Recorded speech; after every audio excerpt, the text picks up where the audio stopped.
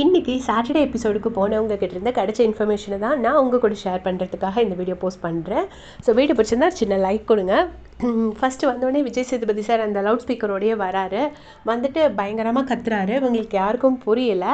அப்புறம் பார்த்தா என்ன அப்படின்னு கேட்கும்போது, இப்படி தான் நீங்கள் கத்திகிட்ருக்கீங்க, அங்கே இப்படி தான் ஆடியன்ஸுக்கு இருக்கும் நீங்கள் பண்ணுறது அப்படின்னு சொல்லிட்டு நல்லா செருப்பால் அடித்த மாதிரி சொல்லியிருக்காரு. அதை கண்டிப்பாக அவர் சொல்லணும். ஸோ ஃபஸ்ட்டு எடுத்த உடனே விஜய், பார்வதி, திவாகர், கானா வினோத் இவங்க 3 பேர்த்தோட தான் ஸ்டார்ட் பண்ணுறாரு. ஸோ இப்படி எப்போ பார்த்தாலும் கத்திகிட்டே இருக்கிறீங்க, எங்களால் ஒன்றுமே கேட்கவே முடியலங்கிற மாதிரி திட்டிருக்கார் போல இருக்கு. அதுக்கப்புறம் எஃப்ஜேயை கூப்பிட்டு பிக் பாஸ்க்கு ரெஸ்பெக்ட் கொடுங்க, அது என்ன டூடுன்னு கூப்பிடுறது அப்படின்னு சொல்லி திட்டிருக்காரு. ஸோ அது கண்டிப்பாக கொடுக்கணும், கேட்க வேண்டிய ஒரு கேள்வி தான். அதுக்கப்புறமா திருப்பி வந்து அன்பு கேங்கை பிளாஸ்ட் பண்ணியிருக்காரு. ஸோ எனக்கு இதில் ஒரு சின்ன சந்தேகம், பிக் பாஸ் வந்து அன்பு கேங்க்கு ஒரு சின்ன ஹெல்ப் பண்ணுறாரு அப்படின்னு நான் நினைக்கிறேன்.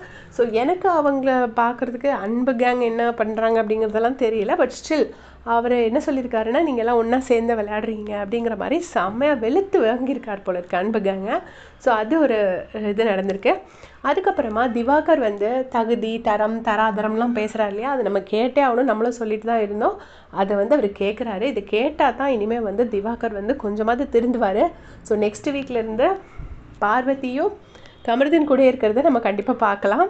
ஏன்னா வந்து திவாகர் வந்து திட்டு வாங்கிட்டார்ல, ஸோ டெஃபினட்டாக பார்வதிக்கு வந்து தெரிஞ்சிடும். அதனால் அவங்க இனி மோஸ்ட்லி டைம் ஸ்பெண்ட் பண்ணுறது வந்து கமருதீன் கூட தான் நெக்ஸ்ட் வீக் ஸ்பெண்ட் பண்ணுவாங்க. திவாகர் கூட இருக்கிறதுக்கு சான்சஸ் ரொம்ப ரொம்ப கம்மி. திவாகரை சரியாக வெளுத்து விட்டுருக்காரு. ஸோ வெளுத்து விட வேண்டியது தான்.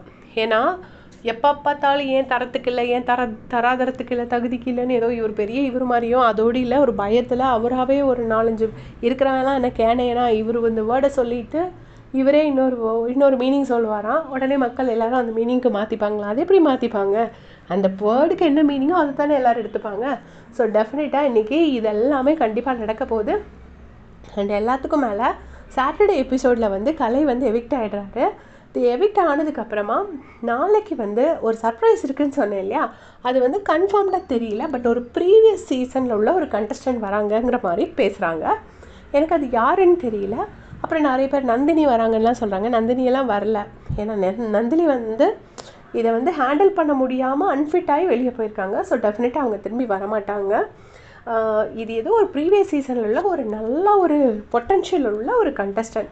மேபி தனலக்ஷ்மியாக இருக்கலாம், மனிதாவாக இருக்கலாம். ஓவியா வந்து இதுக்கெல்லாம் வர்ற ஆள் கிடையாது, ஆனால் நமக்கு தெரியலை. ஸோ இந்த 3 பேர்த்தில் யாரோ ஒருத்தராக கூட இருக்கலாம், அது எனக்கு கன்ஃபார்ம்டாக தெரியாது. பட் கண்டிப்பாக போன சீசனில் உள்ள ஒருத்தவங்க வராங்க. அதுதான் வந்து இன்றைக்கி உங்களுக்கு கிடைக்க போகிற சர்ப்ரைஸ்ன்னு நான் நினைக்கிறேன்.